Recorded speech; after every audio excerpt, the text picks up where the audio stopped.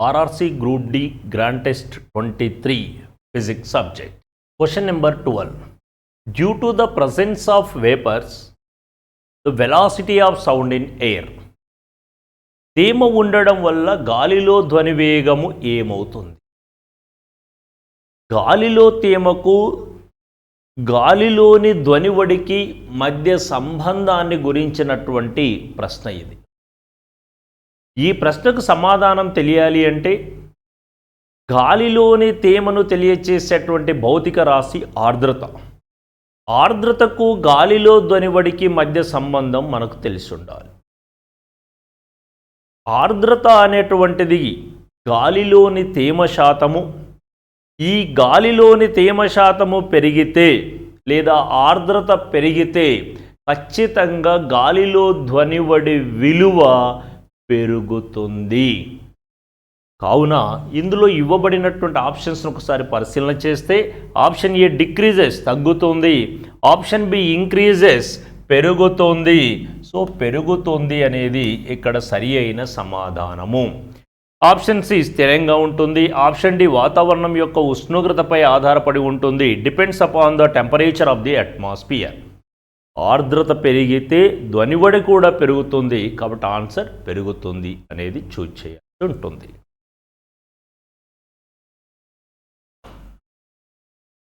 Question number 16. In which of the following cases total internal reflection cannot be obtained?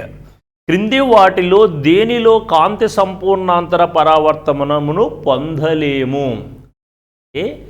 సంపూర్ణాంతర పరావర్తనం జరగాలంటే కాంతి కిరణాలు ఏ యానకములో నుండి ఏ యానకములోకి ప్రయాణం చెయ్యాలి అనే అంశానికి సంబంధించిన ప్రశ్న ఇది. కాంతి సంపూర్ణాంతర పరావర్తనం అనేటువంటి ప్రక్రియ లేదా కాంతి యొక్క ధర్మం అనేది జరగాలంటే కాంతి కిరణాలు ఖచ్చితంగా సాంద్రతర యానకములో నుండి విరల యానకములోకి ప్రవేశించాలి. For total internal reflection of light, light rays must be traveling from denser medium to rarer medium.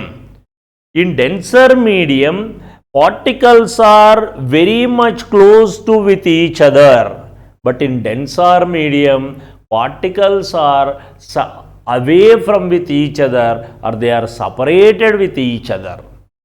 Right. Here, according to given options, ఇవ్వబడిన ఆప్షన్స్ ఏంటి చూద్దాం. Ray going from water to glass. Water గ్లాసులలో comparison చేసినప్పుడు water అనేది glass కన్నా rarer medium అవుతుంది, ఎందుకంటే ఇందులోని పార్టికల్స్ కాస్త దూరంగా ఉంటాయి. So it is the rarer medium, విరల యానకము. It is the denser medium, సాంద్రతర యానకం. అంటే ఇక లైట్ రేస్ ఎక్కడి నుంచి ఎక్కడికి అంటున్నారు? Rarer to denser. మరి కాంతి సంపూర్ణాంతర పరావర్తనం జరగాలంటే ఎక్కడి నుంచి ఎక్కడికి వెళ్ళాలి? సాంద్రతర నుండే విరల యానకంలోకి వెళ్ళాలి. మరి ఇక్కడ రే అనేది ఎక్కడ ఏం జరుగుతుంది? Ray going from water to glass అన్నాడు. అంటే ఇక్కడ గమనించినట్లయితే ఇదే తప్పు స్టేట్మెంట్. ఈ క్రింది వానిలో దేనివల్ల సంపూర్ణాంతర పరావర్తనం పొందలేము అన్నారు. రైట్, రిమైనింగ్ చూద్దాం. Glass to water.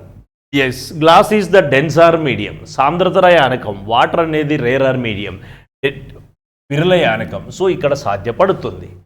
గ్లాస్ ఎయిర్లతో కంపేర్ చేస్తే గ్లాస్ అనేది డెన్సర్ మీడియం, ఎయిర్ అనేది రేరర్ మీడియం, కాబట్టి ఇక్కడ కూడా సాధ్యపడుతుంది. వాటర్ టు ఎయిర్, వాటర్ అనేది డెన్సర్ మీడియం, ఎయిర్ అనేది రేరర్ మీడియం, కాబట్టి ఇక్కడ కూడా ఇది సాధ్యపడుతుంది. కానీ ఇక్కడ సాధ్యపడదు. అందుచేత మనకు ఆన్సర్ ఏమవుతుందండి? Option A.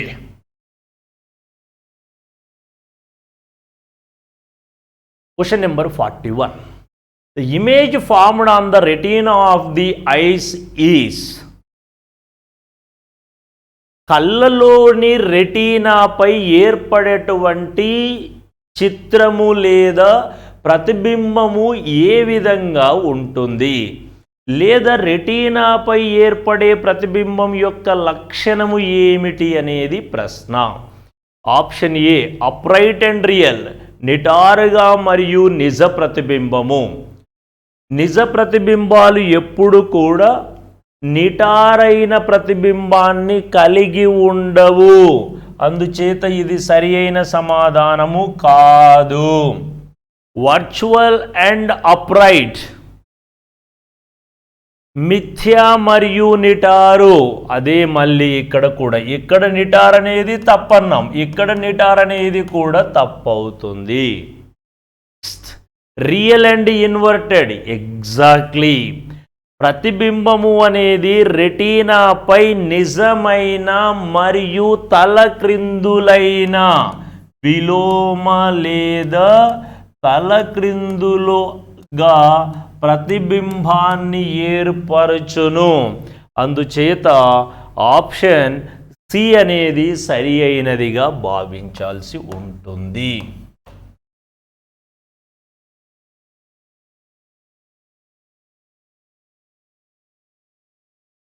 Question number 46.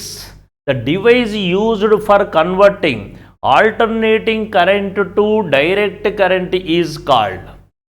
ఏసీని అనగా ఏకాంతర విద్యుత్ ప్రవాహాన్ని ఏకముఖ అనగా ఒకే దిశలో విద్యుత్తును ప్రసరింపచేయగలిగే డివైజ్గా మార్చగలిగే పరికరాన్ని ఏమంటారు? ఏసీని డీసీగా మార్చే పరికరాన్ని ఏకదిక్కారణి అని పిలుస్తారు. ఏకదిక్కారణి లేదా దిక్కారణి. సో కాబట్టి ఇందులో ఆప్షన్ ఏ అనేది సరి అయిన సమాధానం. Rectifier, it is used to convert from AC into DC. రెక్టిఫైర్ను డీసీ నుండి ఏసీకి విద్యుత్తును మార్చడానికి ఉపయోగిస్తారు. Question number 59. The dimensions of Planck's constant are the same as the dimensions of. Planck స్థిరాంకం యొక్క మితులు మరియు ఈ క్రింద ఇవ్వబడిన ఏ భౌతిక రాశి యొక్క మితులు ఒకే విధంగా ఉంటాయి? ప్లాంక్ స్థిరాంకము మరియు ఏ భౌతిక రాశి యొక్క మితి ఫార్ములాలు ఒకే విధంగా ఉంటాయి అనేది ప్రశ్న. First of all planks constant అన్నాం. ప్లాంక్ స్థిరాంకం యొక్క డైమెన్షన్స్ మితి ఫార్ములాలు ఏమిటి చూద్దాం. ఇక్కడ energy Shakti is equal to H new. దీని నుండి హెచ్ ఈజ్ ఈక్వల్ టు ఈ బై న్యూ అని చెప్పవచ్చు. ఈ అనగా ఎనర్జీ. శక్తి యొక్క డైమెన్షన్ ఫార్ములా ml²T⁻². పౌనపున్యం యొక్క dimension formula T⁻⁻1 which is equal to ml²T⁻⁻1. T⁻⁻1 ఇది -2, పైకి వచ్చినట్లయితే -2 + 1 which is equal to ml²T⁻⁻1. ఇక 1 by 1 చూద్దాం. ఈ డైమెన్షనల్ ఫార్ములా ఈ భౌతిక రాశులలో దేనికి ఉంటుంది? First one energy.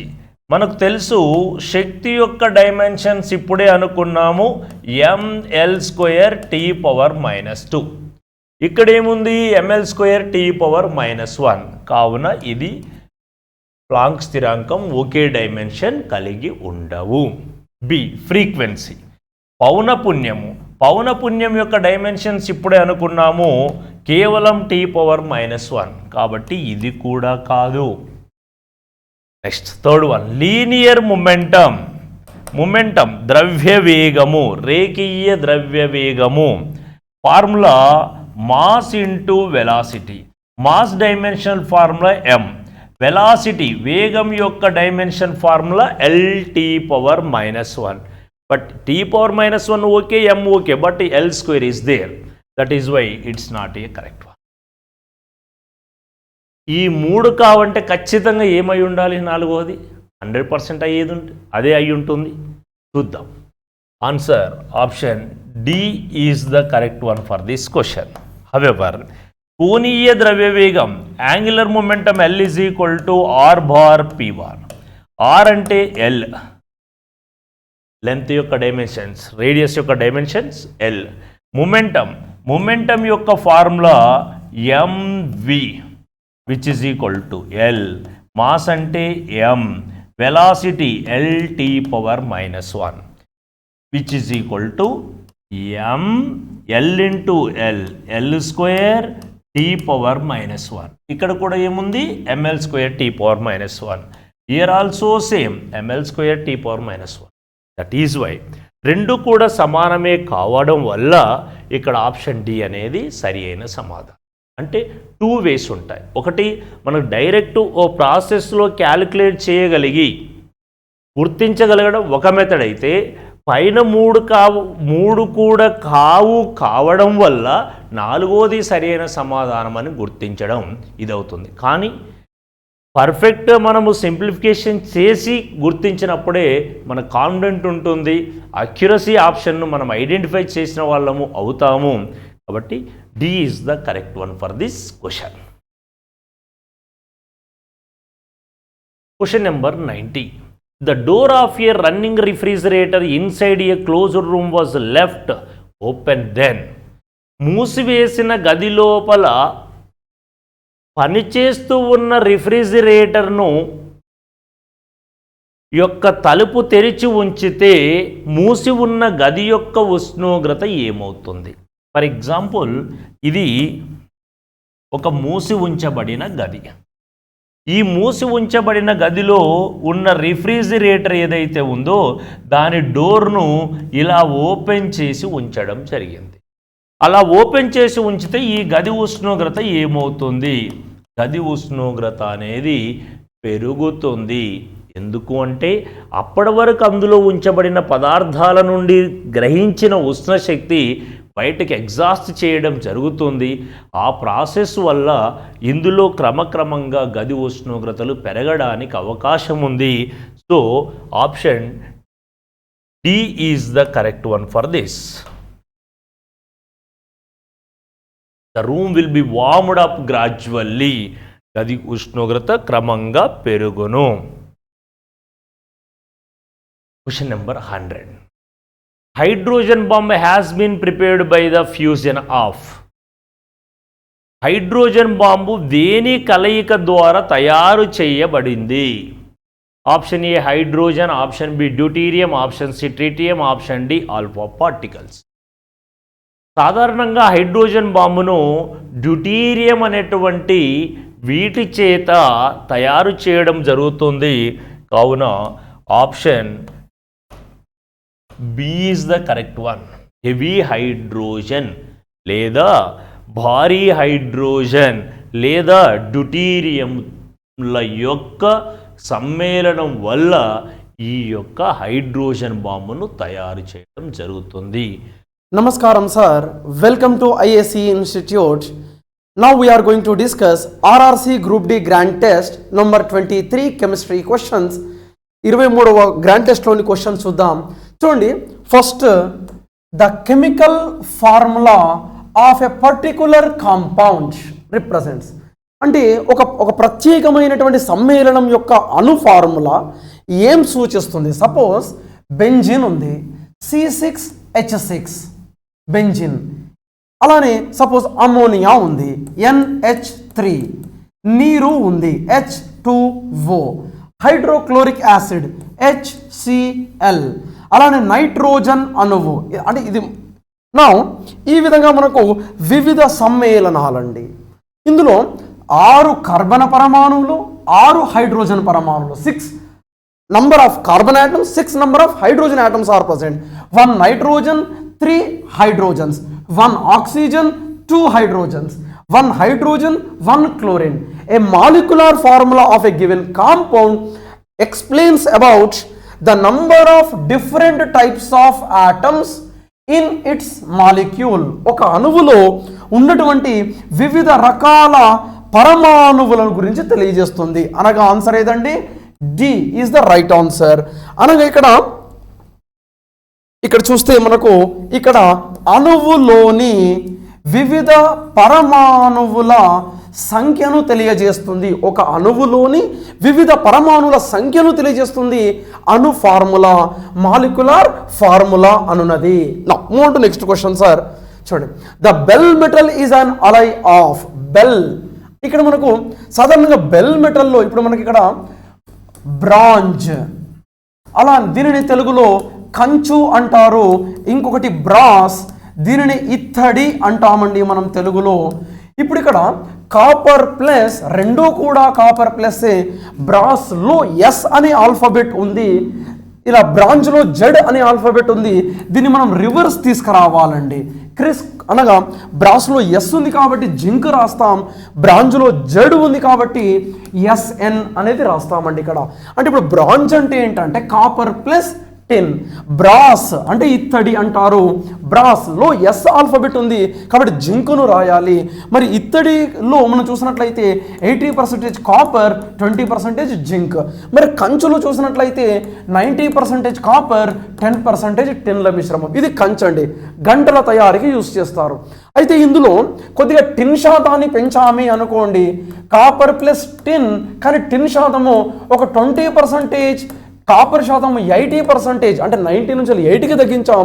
టిన్ శాతం 10 నుంచి 20కి పెంచాం. దానిని ఏమంటారు అంటే బెల్ మెటల్ అంటారు. చక్కనైన టిన్ శాతము ఎక్కువగా ఉంటే అది టిన్ అని అంటదని గుర్తుపెట్టుకుందాం. అనగా టిన్ ప్లస్ కాపర్, టిన్ మరియు రాగిల మిశ్రమం. మరి అదే రాగి జింకుల మిశ్రమం ఏంటి? ఇది కాపర్ జింక్ ఏంది? బ్రాస్, ఇత్తడి. ఇది ఇత్తడండి, ఇది కంచండి. అంటే ఆన్సర్ ఏదండి? సి ఈజ్ ద రైట్ ఆన్సర్గా అర్థమవుతుంది. Now move to next question sir. చూడండి, the most abundant metal in the earth crust. భూపొరలలో దీనిని లిథోస్పియర్ అంటాం మనము. ఈ భూపొరల్లో మనకు ఎక్కువగా ఫస్ట్ ఆక్సిజన్ దొరుకుతుందండి 45.5%. దెన్ సిలికాన్ దొరుకుతుంది 27.7%. దెన్ అల్యూమినియం మనకు 13.7% దొరుకుతుంది మనకు భూపొరల్లో. Earth crust highest abundant element in the earth crust is oxygen. మూలకం, భూపొరల్లో దొరికే అత్యధికంగా లభ్యమయ్యే మూలకం అంటే ఆక్సిజన్. మరి అల్యూమినియం అనేది మనకు మెటల్, లోహము. అంటే భూపొరల్లో అత్యధికంగా, సిలికాన్ ఏంటి మనకు మెటలాయిడ్ అనగా అర్ధలోహము. అర్ధలోహం. ఇది ఆక్సిజన్ ఏంటి? అలోహము. అంటే ఇది నాన్ మెటల్, ఇదేమో మెటలాయిడ్, ఇదేమో మెటల్. భూపొరల్లో ఇలా క్వశ్చన్ అడిగారు. భూపొరల్లో అత్యధికంగా లభ్యమయ్యే అలోహం ఆక్సిజన్, అర్ధలోహం మెటలాయిడ్, సిలికాన్, మెటల్, లోహము, అల్యూమినియం. మనకి ఇప్పుడు ఏమడిగాడు? The most abundant metal in the earth crust.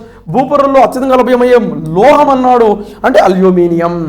అదే మూలకం అని అడిగితే ఆక్సిజన్ చెప్తాం, అలోహం అని అడిగితే ఆక్సిజన్ అని చెప్తాం, మెటలాయిడ్ అని అడిగితే సిలికాన్ అని చెప్తాం. నా move to next question sir. నా చూడండి, the structure which constitute the basic structural functional unit of living things. అంటే ఇప్పుడు మనం అంటే లివింగ్ థింగ్స్ ప్రాణమున్న జీవుల యొక్క లో ఉండే చిన్న యూనిట్నే ఏమంటారు? కణం, సెల్ అని అంటారు. అనగా సెల్స్ చే ఏర్పడుతూ ఉంటుందండి. రైట్, నా move to next question sir.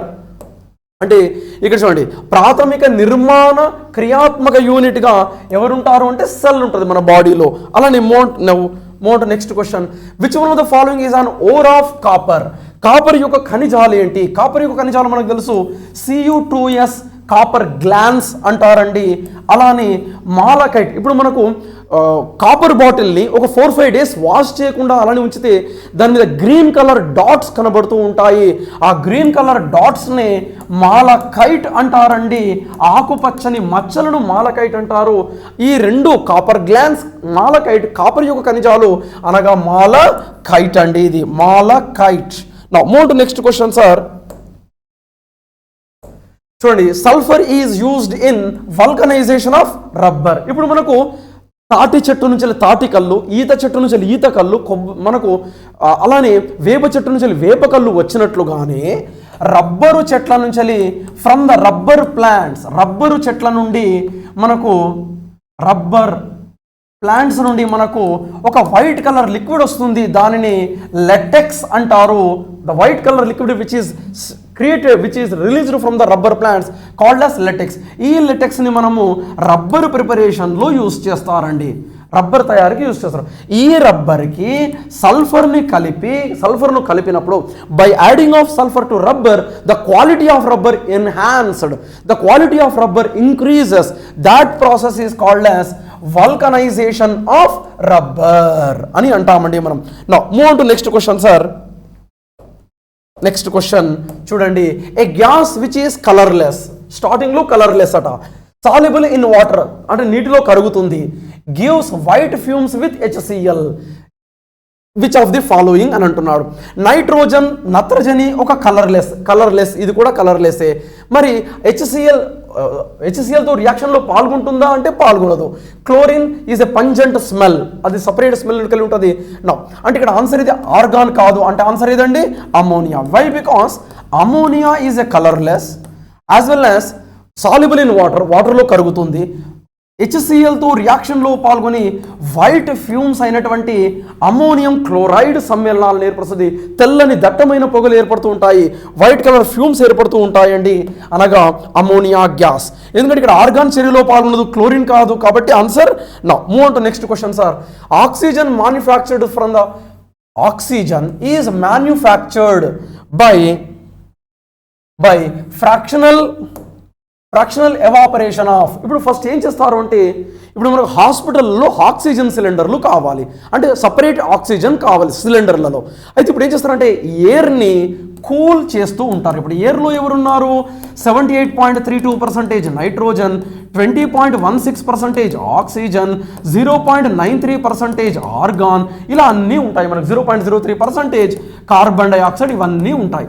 ఇప్పుడు వీటిని ఏం చేస్తారంటే కూల్ చేసినప్పుడు లిక్విడ్ ఎయిర్ వస్తుంది.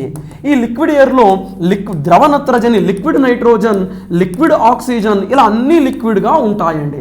ఇప్పుడు ఇందులోకి ఏం చేస్తారు అంటే ఒక్కొక్క దాన్ని ఆంశిక స్వేదన ప్రక్రియ ద్వారా, అంటే ఫ్రాక్షనల్ అంటే ఆంశిక బాష్పీభవన ప్రక్రియ ద్వారా, ఆంశిక వేపరైజేషన్ అన్నా డిస్టిలేషన్ అన్నా ఒకటి, ఫ్రాక్షనల్ డిస్టిలేషన్ అన్నా ఫ్రాక్షనల్ ఎవాపరేషన్ అన్నా ఒకటి.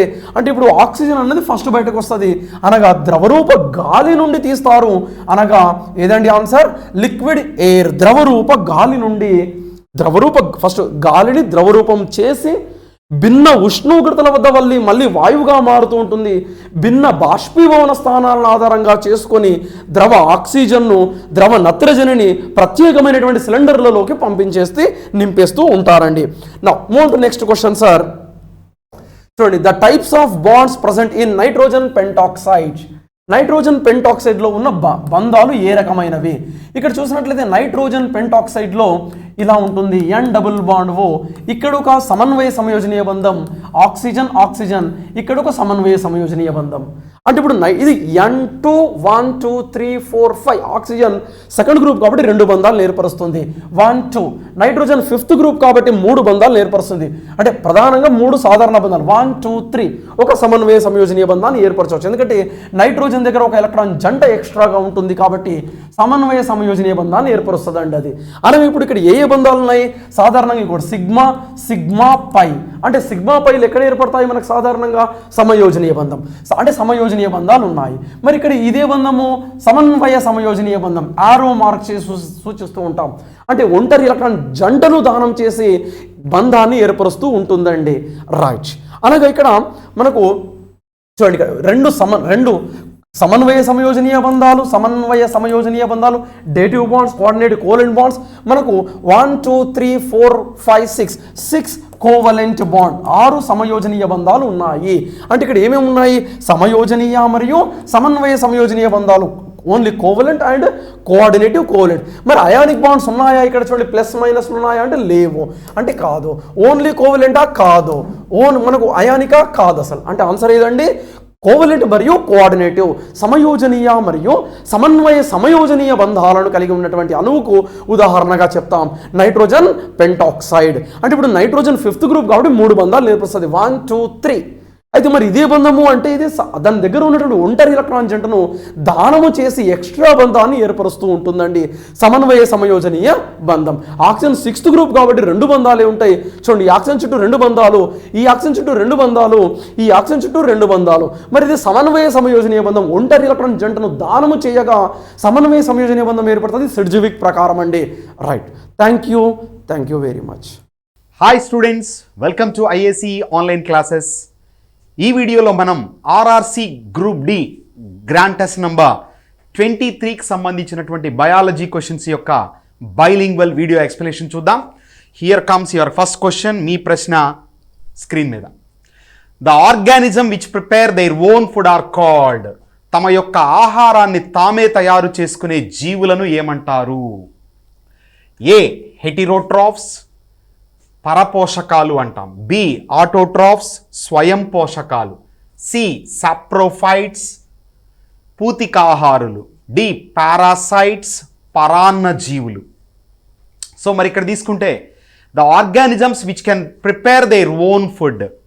So in order to understand and in order to answer this question, సరి అయినటువంటి జవాబును దీనికి ఇవ్వడం కోసం ఇక్కడ if you take the meanings of these particular terms given here, hetero means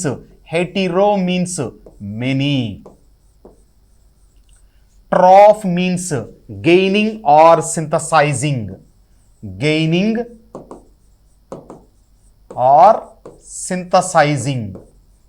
తయారు చేసుకోవడం. ఓకే, నౌ ఒకటి కంటే ఎక్కువ జీవులపై ఆధారపడి ఆహార సేకరణ గనక జరుపుకుంటే లేదా ఆహార పదార్థాలను గనక సేకరించుకుంటే అటువంటి జీవులను పరపోషకాలు, heterotrophs. Hetero means many, more than one. Then if you come to the auto means self, trophs means gaining or synthesising. So the organisms which can prepare their own food are nothing but autotrophs, స్వయం పోషకాలు అంటాం. Then if you take the word saprophytes, sapro means rotten, phyta means plant. So the plant which depends on rotten or decomposed or decaying matter, కుళ్ళిపోయినటువంటి పదార్థాలపై ఆధారపడి పోషకాలను సేకరించుకునేటటువంటి మొక్క సాప్రోఫైట్, పూతికాహారి అవుతుందన్నమాట. Okay, so అదేంటి sir, మొక్కలన్నీ కూడా తమ ఫుడ్ని తామే తయారు చేసుకుంటాయి కదా కిరణజన్య సంయోగ క్రియ ద్వారా. ఓకే, మరి ఇదేంటి అని అనుకుంటున్నారా? So there are certain plants which do not have chlorophyll. So if they do not have chlorophyll, if they do not have leaves, so if the leaves and chlorophyll are completely absent in those plants, food cannot be prepared by themselves. ఖచ్చితంగా అవేం చేయాలా? వేరే organisms మీద depend అవ్వాలి. అలాంటి ఒక non flowering and non chlorophyllous plant is nothing but fungi, శిలీంధ్రాలు. So శిలీంధ్రాలు అనేటటువంటివి సాప్రోఫైట్స్కు best example. Then if you take the term parasite, para means by the side, site means food grain. So one food grain can be shared by 2 organisms. Okay, so one food grain can be shared by 2 organisms. ఒక జీవి సేకరించుకున్న ఆహారాన్ని మరొక జీవితో share చేసుకునే పరిస్థితి, దానినే పరాన్న జీవనం, parasitic nutrition అంటాం. Okay, so here for parasites best examples all disease causing micro organism, వ్యాధికారక సూక్ష్మ జీవులను ఏమంటాము? పారాసైట్స్గా చెప్తాం. సాప్రోఫైట్స్కి వచ్చినప్పుడు బెస్ట్ ఎగ్జాంపుల్ పూతికాహారులకు ఫంగై, శిలీంధ్రాలు best examples. And if you come to the heterotrophs, best example for పరపోషకాలకి హెటిరోట్రాఫ్స్కి examples all animals including human beings. Okay, now answer for the question, autotrophs, స్వయం పోషకాలు. Example all green plants. Okay, so these green plants contains an important green colored pigment called chlorophyll, which is present in a green colored cell organelle called chloroplast. So harita renuvu ane kanangamunu harita పత్రహరితము అనేటటువంటి వర్ణ ద్రవ్యాన్ని కలిగి ఉండి తమంతట తాముగా ఆహారాన్ని తయారు చేసుకునే ఆకుపచ్చని మొక్కలు మొత్తము కూడా ఆటోట్రాఫ్స్ కిందకు వస్తాయి. అలాగే there are certain bacteria which can prepare their own food by using chemical energy. రసాయన బంధాలలో నిక్షిప్తమైనటువంటి రసాయన శక్తిని ఉపయోగించుకొని కూడా కొన్ని బ్యాక్టీరియాలు వాటి ఆహారాన్ని అవే తయారు చేసుకుంటాయి. వాటిని కీమో ఆటోట్రాఫ్స్, రసాయన స్వయం పోషకాలు అంటారు. అలా కాకుండా సూర్యకాంతి పైన డిపెండ్ అయ్యి కనుక ఆహారాన్ని తయారు చేసుకుంటే those are called photo autotrophs. So autotrophs 2 types, photo autotrophs, chemo autotrophs. కాంతి స్వయం పోషకాలు, రసాయన స్వయం పోషకాలు. Okay, so here answer is option B. Next question, the kidney shaped guard cells are present in. The kidney shaped guard cells are present in. మూత్రపిండ ఆకారంలో రక్షక కణాలు ఉన్నవి. ఏ డైకాట్ ప్లాంట్, ద్విదళ బీజ మొక్కలు. మోనోకాట్ ప్లాంట్, ఏకదళ బీజ మొక్కలు. C both of the above, పై 2. డి శైవలం, algae. So if you come to this guard cells, kidney shaped guard cells, first of all where are these kidney shaped cells are present? So if you take this is the opening present in the leaf. So this opening is called stomata. This opening only called as what ma? Stomata. Okay, so this is called stomata. Okay, now these are the kidney shaped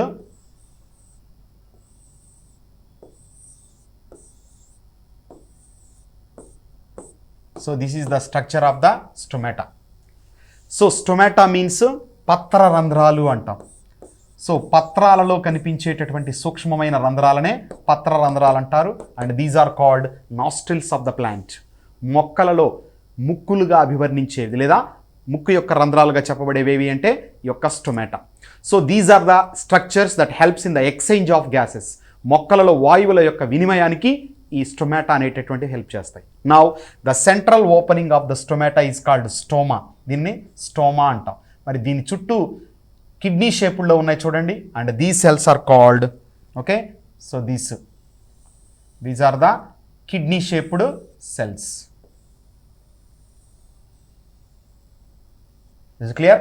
So these kidney shaped cells which are called God cells, రక్షక కణాలు అంటారు.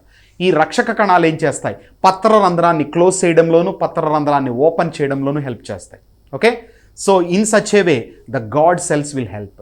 మరి ఈ చుట్టూ ఉన్నటువంటి వీటిని ఏమంటామంటే అనుబంధ కణాలు, యాక్సెసరీ సెల్స్గా చెప్తారు. Okay, now the kidney shaped guard cells, మూత్రపిండ లేదా చిక్కుడు గింజ ఆకృతిలో ఉన్నటువంటి రక్షక కణాలు ఎందులో కనిపిస్తాయి అంటున్నాడు. సో పర్టికులర్గా మనం తీసుకున్నప్పుడు ద్విదళ బీజ మొక్కల యొక్క పత్ర రంధ్రాల్లో. So they are present in the dicot plants, ద్విదళ బీజ మొక్కలు. Once again here the question, what are dicots and monocots? Generally, if the seed has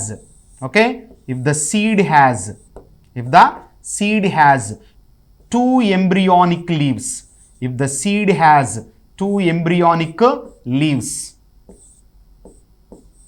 okay, 2 embryonic leaves. So now when seed is germinating, it contains 2 embryonic leaves. 2 పిండ పత్రాలను కలిగి ఉంటాయి. 2 పిండ పత్రాలు. అలా 2 పిండ పత్రాలు గనక ఉంటే విత్తనము మొలకెత్తేటప్పుడు అటువంటి వాటిని ద్విదళ బీజాలు అంటారు. అలా కాకుండా కేవలం ఒకే ఒకటి గనక ఉంటే దాన్ని మనం ఏమని పిలుస్తాం? ఓకేనా, ఏకదళ బీజాలు అంటారు. సర్వసాధారణంగా గడ్డి మొక్కలు ఏమవుతాయి? ఏకదళ బీజాలు అవుతాయి. ఓకే, మిగతావి తీసుకున్నప్పుడు ద్విదళ బీజాలుగా కనబడతాయి. So except grass family or grass plants, almost remaining all are dicots. ఓకేనా, సో కోకోనట్ కానీ ఇవన్నీ కూడా మోనోకాట్స్ కిందకి ఎగ్జాంపుల్స్గా వస్తాయి. And another important just bit to remember or just simply to find out whether it is dicot or monocot. అది monocot dicot చెప్పడానికి కూడా ఒక సీడ్ని ఇలా తీసుకొని మనం అలా ప్రెస్ చేసామంటే 2 ఈక్వల్ హాఫ్స్గా డివైడ్ అయింది అనుకోండి, దాన్ని ఖచ్చితంగా ద్విదళ బీజం. గ్రౌండ్ నట్ కానీ బఠానీ కానీ ఇలా ఏ తీసుకున్నా సరే you could have observation like that. Okay, now అలాంటి 2 బీజదళాలను లేదా 2 పిండ పత్రాలను, 2 కాటిలిడాన్స్ను కలిగి ఉంటే then if the 2 cotyledons are present is called dicot. If it has got only 1 monocot. Okay, now here in the dicot plants. Okay, we can find ద్విదళ బీజం మొక్కలలో మూత్రపిండ ఆకృతిలో ఉన్నటువంటి ఈ యొక్క రక్షక కణాలు, గాడ్ సెల్స్ కనిపిస్తాయి. Clear? Next question. A coordinated unit which controls the genetic expression is. A coordinated unit which controls the genetic expression is. జన్యు వ్యక్తీకరణను నియంత్రించే సమన్వయ యూనిట్. సమన్వయ unit. Okay, A cistron, B recon, C muton, D operon. So here if you take the functional unit within the DNA, the functional unit within the DNA, ఒక డిఎన్ఏలో ఉన్నటువంటి మనం తీసుకుంటే, so Watson మరియు క్రిక్ ప్రతిపాదించినటువంటి డిఎన్ఏ యొక్క double helical model చూసుకున్నప్పుడు, ఇందులో పర్టికులర్గా మనం చూసినప్పుడు ఫంక్షనల్ జీన్స్, క్రియాత్మక జన్యువులు కలిగి ఉన్నటువంటి ఫంక్షనల్ యూనిట్గా డిఎన్ఏలో చెప్పబడే భాగాన్ని ఏమంటాము? సిస్ట్రాన్ అంటాం. Okay, and recon is the unit present in the cistron. సిస్ట్రాన్లో ఒక భాగాన్ని మనం ఏమంటాము? రెకాన్ అని పిలుస్తారు. ఓకే, సో క్రియాత్మక జన్యువులు కలిగి ఉన్న డిఎన్ఏ యొక్క భాగాన్ని సిస్ట్రాన్, సిస్ట్రాన్లో ఒక ఉపభాగాన్ని రెకాన్. ఓకేనా? తరువాత ఇదే సిస్ట్రాన్లో క్రియారహితంగా ఉన్నటువంటి జన్యువులు, ఇనాక్టివ్ జీన్స్ను కలిగి ఉండి, మాడిఫై కాగలిగిన జీన్స్ను కలిగి ఉండి, ఓకేనా, మ్యూటేషన్కు గురి కాగలిగినటువంటి జీన్స్ ఉంటే those locations are called mutants. Then what is meant by mutation? Mutation means, remember my dear students, it's called sudden and abrupt change in the functioning and structure of the gene. ఓకేనా? ఒక జన్యువు యొక్క నిర్మాణంలోను వ్యక్తీకరణలోను అకస్మాత్తుగా సంభవించే మార్పునే మనం ఏమని పిలుస్తాం? Mutation అంటారు. So for the first time these mutations were identified by Hugo de Vries, a scientist called Hugo de Vries in Enothera lamarckiana. Enothera lamarckiana అనే మొక్కపై ప్రయోగాలు చేసి హ్యూగో డి వ్రీస్ మొట్టమొదటిగా ఈ ఉత్పరివర్తనాలను గుర్తించాడు. మరి యొక్క మ్యూటేషన్స్ అనేటటువంటివి డెఫినెట్గా మనకు హార్మ్ఫుల్గా ఉంటాయి, అంత యూస్ఫుల్గా ఉండవు, రేర్గా మనం చూడవచ్చు అనమాట. Okay, so for that one best example is SARS-CoV-2 virus. SARS-CoV-2 virus which causes the disease called COVID-19. COVID-19 వ్యాధిని కలిగించేటటువంటి SARS-CoV-2 వైరస్ అనేటటువంటిది severe acute respiratory syndrome corona virus 2 అనేటటువంటిది కరోనా వైరస్ 1 నుంచి డెవలప్ అయింది. అంటే జెనెటికల్గా మార్పులు జరిగినప్పుడు అలాంటి మనం ఎదుర్కోలేనటువంటి సామర్థ్యం ఉన్నటువంటి సూక్ష్మ జీవుల యొక్క ఏర్పాటు జరుగుతుంది. అలాగే మ్యూటేషన్స్ అనేటటువంటి వల్ల కూడా మన శరీరంలో అనేక రకాలైనటువంటి మార్పులు జరగవచ్చు. అవి మ్యాక్సిమం మనకు యూజ్ కాకుండా ఉండేవే ఉంటాయి. ఓకేనా? సో కాబట్టి ఇక్కడ muton is the non-functional genes or the unit of non-functional genes. The functional unit is called cistron. The subunit in the cistron is nothing but recon. Okay, then what is meant by operon? So operon means it is the coordinated unit of certain genes. కొన్ని structural jeans అన్నీ కూడా ఒక సమూహంగా తయారైపోయి డిఎన్ఏలో ప్రత్యేకించి రకరకాల చర్యలను నియంత్రిస్తాయి. అటువంటి ప్లేస్ని ఏమంటాం? అటువంటి ఫంక్షనల్ యూనిట్ని ఏమని పిలుస్తాం? Operon. So operon means is a group of structural jeans with in the DNA. Okay, ఇక్కడ కొన్ని జీన్స్ను కలిపి సిస్ట్రాన్గా చెప్పు, లేదా ఫంక్షనల్ జీన్స్ యొక్క సమూహాన్ని సిస్ట్రాన్గా చెప్తే, అందులో సబ్ యూనిట్గా రెకాన్ని చెప్తే, ఇలాంటి సిస్ట్రాన్ల మొత్తాన్ని కలిపి ఏమని పిలుస్తాం? ఓపెరాన్ అని పిలుస్తారు. Okay, and this operon was, the concept of operon was introduced in the year 1961 by Francois Jacob.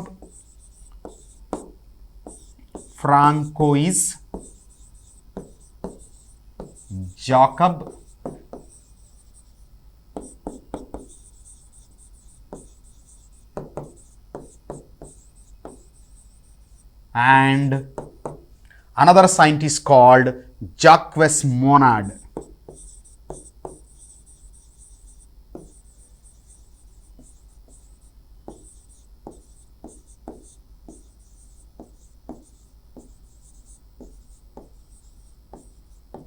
వీరిద్దరూ 1961లో ఏం చేశారు, ఈ ఓపెరాన్ కాన్సెప్ట్ ఇంట్రడ్యూస్ చేశారు.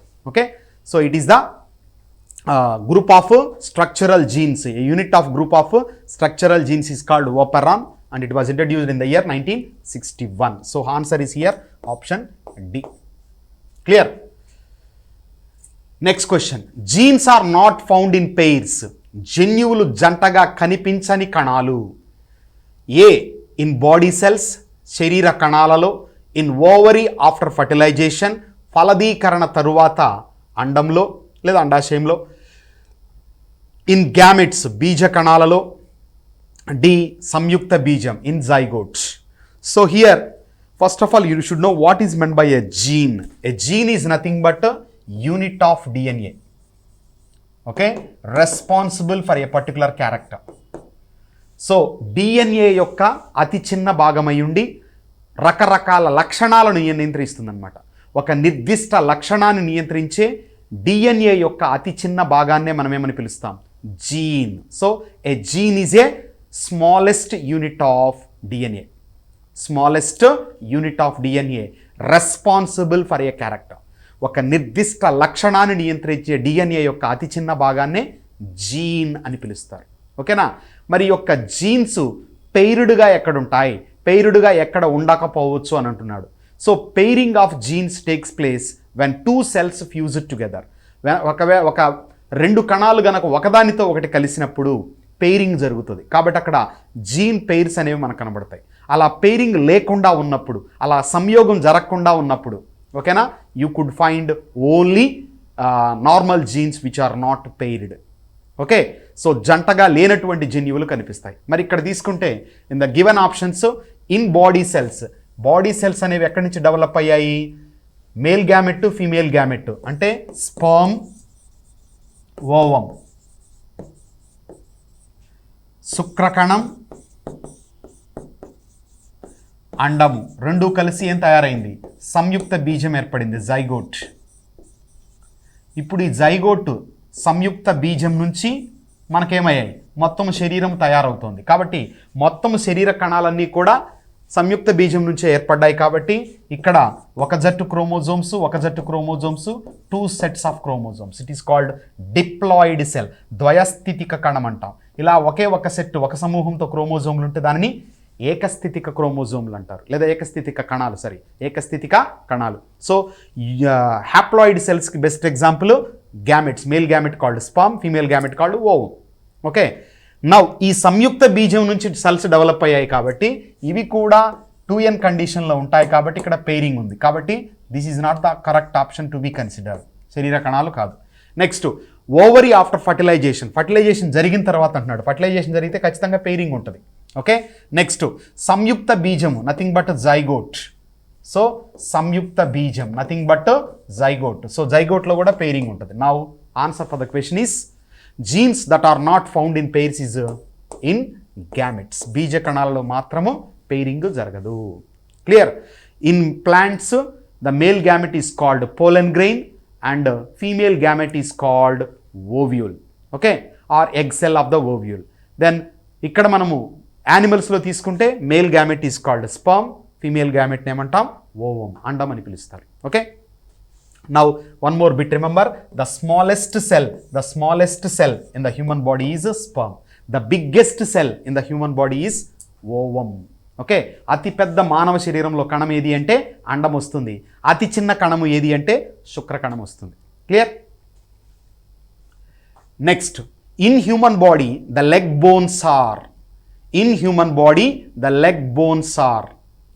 మానవ శరీరంలో కాలికి సంబంధించిన ఎముకలు A humerus and femur, B tibia and fibula, C fibula and ulna, D tibia మరియు రేడియస్. మరి ఇక్కడ తీసుకుంటే మానవ శరీరంలో కాలికి సంబంధించిన ఎముకలలో, ఓకేనా, చూసుకున్నప్పుడు కాలి ఎముకలు చూసుకుంటే ఫస్ట్ ఫీమర్ తొడ ఎముక వస్తుంది. తొడ ఎముక తరువాత టిబియా ఫిబ్యులా వస్తాయి. ఓకేనా, అంటే మోకాలి కింద ఉన్న ఎముకలు టిబియా ఫిబ్యులా. మరి చేతి ఎముకలు తీసుకుంటే హ్యూమరస్ ఉంటుంది, ఉల్నా రేడియస్ ఉంటాయి కింది భాగంలో. మోచేయి కింద ఉండేవి ఉల్నా రేడియస్, మోచేతి పై భాగాన హ్యూమరస్ ఉంటుంది. ఓకేనా, మరి ఇప్పుడు దీన్ని బట్టి మనం ఆన్సర్ చేసుకోవచ్చు. The human body, the leg bones are nothing but tibia మరియు ఫిబ్యులా. Tibia and ఫిబ్యులా. ఓకేనా? ఈ రెండింటిని కలిపి మనం ఏమంటాము? లెగ్ బోన్స్ అని పిలుస్తారు, కాలి ఎముకలు. Clear? Next, auxin promotes. Auxin ప్రోత్సహిస్తుంది. ఏ, గ్రోత్ ఆఫ్ స్టెమ్స్, కాండము యొక్క పెరుగుదల, elongation and growth of stems and roots, కాండం మరియు వేర్ల పొడిగింపు మరియు పెరుగుదల, ఎన్లార్జ్మెంట్ ఆఫ్ రూట్స్, పండ్ల పెద్దవగుట. D, both A and C. A మరియు సి రెండు. So what are these auxins? Auxin is nothing but a phyto hormone. Okay, phyto hormone. Hormone means the chemical substance released in the plants. ప్లాంట్స్లో ఉత్పత్తి అయ్యేటటువంటి ప్రత్యేక నియంత్రణ సమన్వయ రసాయనాలను ఏమని పిలుస్తాము? హార్మోన్స్ అంటారు. వీటినే ఫైటో హార్మోన్స్గా పిలుస్తారు. Phyto means plants. So in the phyto hormones there are 5 types of phytohormones. One is auxins,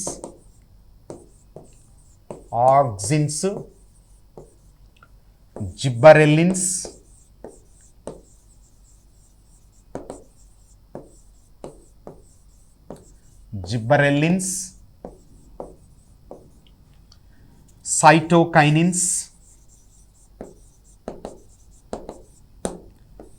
సైటోకైనిన్లు. So auxins అనేటటువంటివి కణము యొక్క ఎన్లార్జ్మెంట్లోను, తర్వాత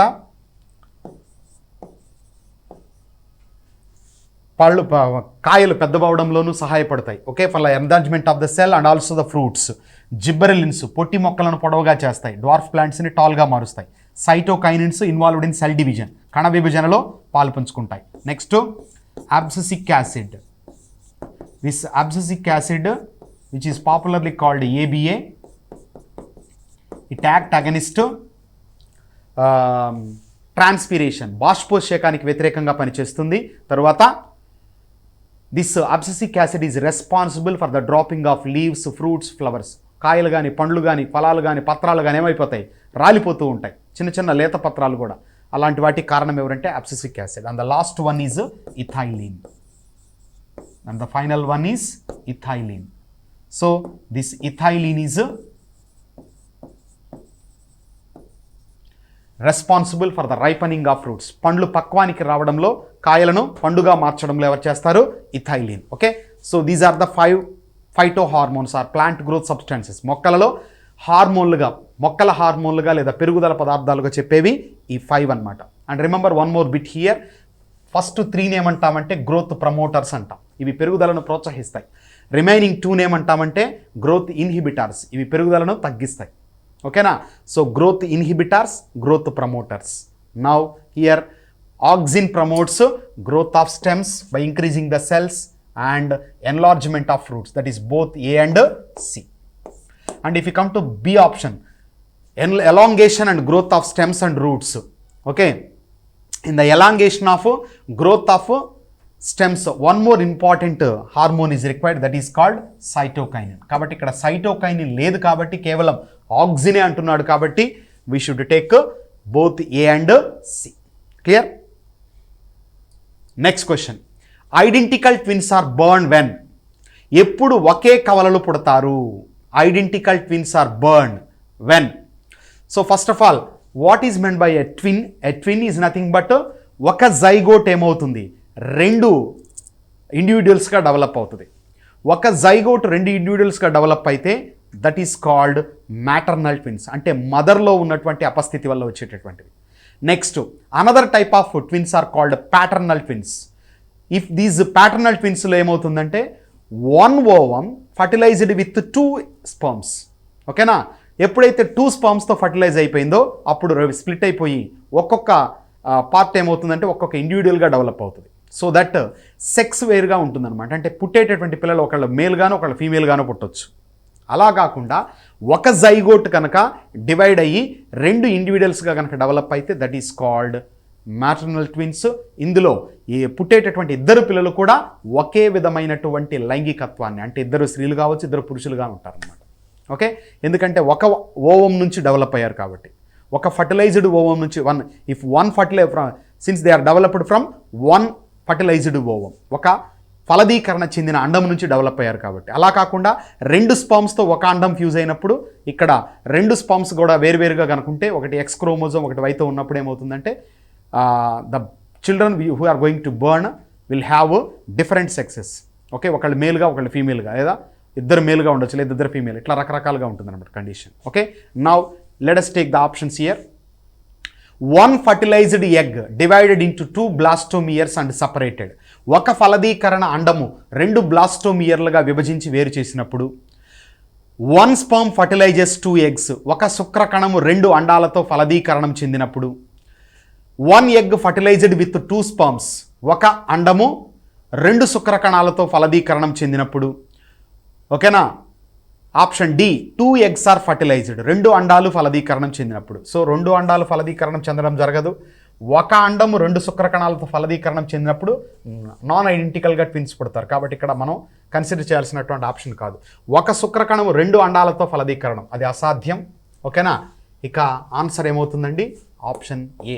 ఒక ఫలదీకరణం అండాన్ని 2 బ్లాస్టోమియర్లుగా విభజించి వేరు చేసినప్పుడు. If 1 fertilised egg divided into 2 blastomeres and separated, then that leads to the burn of identical twins.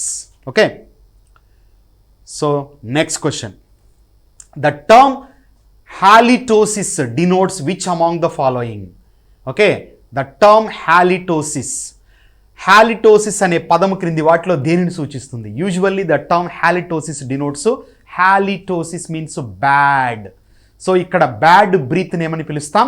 halitosis అంటాం. Okay, so answer is bad breath.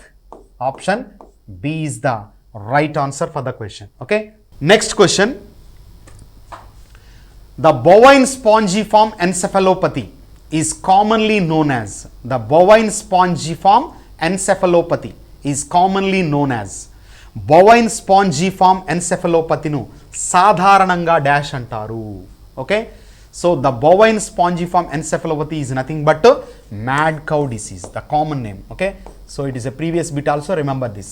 Now if you take the remaining options, foot and mouth disease.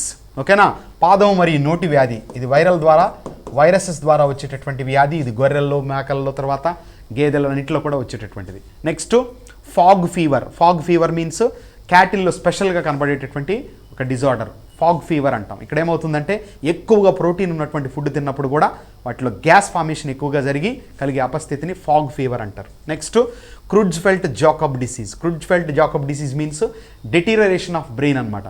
Neurological disorder ఇది, నాడీ సంబంధంగా. మెదడు ఏమవుతుందంటే degrade అయిపోతూ ఉంటుంది. So that loss of memory first arise అవుతుంది. అలాగే కంటిన్యూ అయ్యి వ్యక్తి కోమాలోకి వెళ్ళి చనిపోవడం జరుగుతుంది. ఓకే, బేసికల్లీ క్యాటిల్స్లో ఎక్కువగా ఇది కనబడుతుంది, హ్యూమన్ బీయింగ్స్లో రేర్గా కనిపించేటటువంటి అంశం. Okay, so now answer for the question is mad cow disease for the 97th question. That's all. Thank you.